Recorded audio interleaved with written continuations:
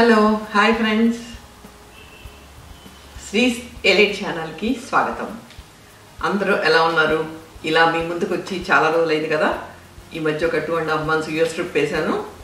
So అందుకని cooking videos చేయడం కుదరలేదు. అలాగే నేను యూఎస్లో చూసిన ప్లేసెస్ అన్నీ కూడా కవర్ చేసి మీరు కూడా చూసి ఎంజాయ్ చేయాలని మీకు కూడా పోస్ట్ చేస్తున్నాను. కొన్ని ఆల్రెడీ చేశాను, కొన్ని ఇంకా చేయాల్సి ఉన్నాయి, అవి కూడా చేస్తాను. సో ఈరోజు ఒక ఇంట్రెస్టింగ్ రెసిపీతో మీ ముందుకు వస్తున్నాను. పాలక్తో కర్రీ చేయటం, అది మసాలా కర్రీ అనండి, నార్మల్ కర్రీ అనండి, బట్ ఏదైనా కానీ పాలక్ కర్రీ చాలా ఎమ్మీగా ఉంటుంది. ఈ రెసిపీని మీరు చక్కగా బిర్యానీలో తినొచ్చు, చపాతీలోకి ఇంకా చాలా బాగుంటుంది, అలాగే రైస్లో కూడా తినొచ్చు. ఇప్పుడు ఈ రెసిపీ ఎలా తయారు చేసుకోవాలో చూద్దాం. ఈ రెసిపీలో చాలా హెల్దీ ఐటమ్స్ కూడా ఉన్నాయి. పాలక్ ఎంత మంచిదో మీ అందరికీ తెలిసిందే. అలాగే గుమ్మడి గింజలు కూడా హెల్త్కి చాలా మంచిది. అలాగే కర్బూజా గింజలు, ఇవన్నీ వేసి చక్కగా గ్రేవీ చేసుకొని దీంట్లో పాలక్ వేసుకొని తింటే ఆ టేస్టే వేరు. ఈ గ్రేవీలో టమాటా వేస్తే ఇంకా చాలా టేస్ట్ బాగుంటుంది. కానీ పాలకూరలో టమాటా వేస్తే కిడ్నీలో స్టోన్స్ వస్తాయంటారు కదా, అందుకని నేను టమాటాని యూజ్ చేయలేదు.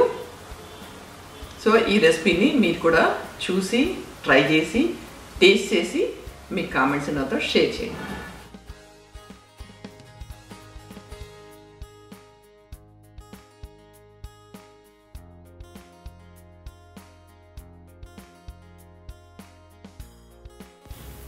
పాలకూరని వాటర్లో వేసి 2 to 3 times కడుక్కోవాలి.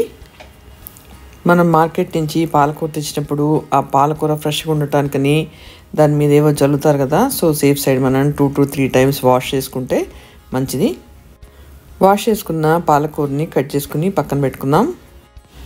బాండీని స్టవ్ మీద పెట్టుకుని తర్బూజా గింజలు, గుమ్మడి గింజలు, గసగసాలు, కొన్ని జీడిపప్పు వేసి దూరగా వేయించుకుని పేస్ట్ లాగా చేసి పక్కన పెట్టుకుందాం.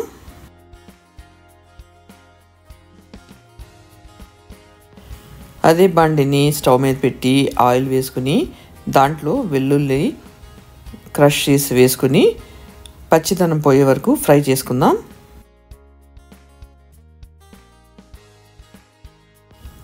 వెల్లుల్లి ఫ్రై అయిన తర్వాత కట్ చేసి పెట్టుకున్న పాలకూర ఉంది కదా, అది కూడా వేసుకొని ఒక 2 to 3 minutes పాటు ఫ్రై చేసుకుందాం.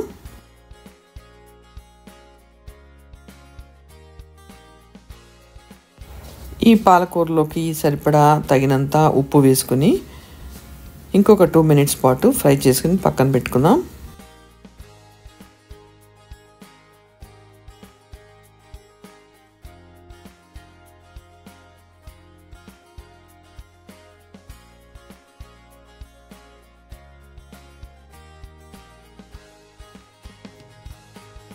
ఇప్పుడు అదే బాండీలో ఆయిల్ వేసి జీలకర్ర, ఆవాలు వేసుకుని ఎండుమిరపకాయలు, కరివేపాకు కూడా వేసుకుని తాలింపు పెట్టుకుందాం.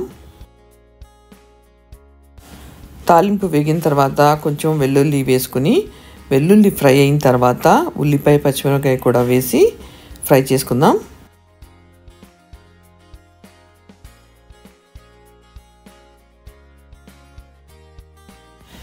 ఉల్లిపాయలో పసుపు, అల్లం వెల్లుల్లి పేస్ట్ వేసుకుని వాటిలో పచ్చిదనం పోయి ఉల్లిపాయ సాఫ్ట్గా అయ్యేంత వరకు ఫ్రై చేసుకుందాం. ఈ ఫ్రై అయిన ఉల్లిపాయలో ఆల్రెడీ మనం చేసి పెట్టుకున్న పేస్ట్ ఉంది కదా, ఆ పేస్ట్ వేసి కలుపుకుందాం. పేస్ట్ వేసిన తర్వాత థిక్గా ఉంది కాబట్టి మిక్సీ జార్లో కొంత వాటర్ వేసుకుని ఆ వాటర్ని ఇంకా అవసరమైతే నార్మల్ వాటర్ని కూడా వేసి కొంచెం లిక్విడ్ లాగా చేసుకుందాం. ఆల్రెడీ మనం పాలకూరలో ఉప్పు వేసుకున్నాం కదా, సో ఇప్పుడు ఈ గ్రేవీకి సరిపడా ఉప్పు వేసుకోవాలి. అలాగే కారం, ధనియాల పొడి, జీలకర్ర పొడి కూడా వేసుకుని కలుపుకోవాలి. ఇవన్నీ వేసిన తర్వాత కొంచెం సేపు కుక్ చేయాలి, అందుకనే కొంచెం అడిషనల్ వాటర్ యాడ్ చేసాము. ఇప్పుడు లిడ్ పెట్టి ఆయిల్ బయటకు వచ్చేంత వరకు కుక్ చేసుకోవాలి. పాలకూరని ఆల్రెడీ మనం ఫ్రై చేసి పెట్టాం కాబట్టి గ్రేవీలోకి వేసిన తర్వాత ఎక్కువసేపు కుక్ చేయాల్సిన అవసరం ఉండదు. పాలకూరని గ్రేవీలో బాగా మిక్స్ చేసి దాంట్లో కొంచెం గరం మసాలా కూడా వేసి లిడ్ పెట్టి ఆయిల్ బయటకు వచ్చేంత వరకు కుక్ చేసుకోవాలి. ఫైనల్గా టేస్ట్ కోసం ఒక 1/4 స్పూన్ షుగర్ వేసుకుంటే టేస్ట్ చాలా బాగుంటుంది. కర్రీలో షుగర్ ఎక్కువ వేసారంటే స్వీట్ టేస్ట్ వచ్చేస్తుంది. అలా రాకుండా ఉండాలంటే చాలా తక్కువగా వేసుకుంటే గ్రేవీ టేస్ట్ ఎన్హాన్స్ అవుతుంది. రెడీ అయిపోయిన పాలకూరని సర్వింగ్ బౌల్లోకి తీసుకుందాం.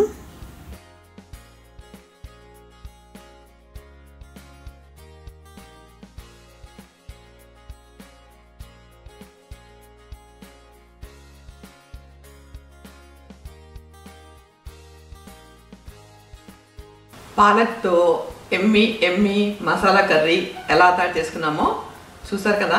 ఇప్పుడు దీన్ని టేస్ట్ చేద్దాం.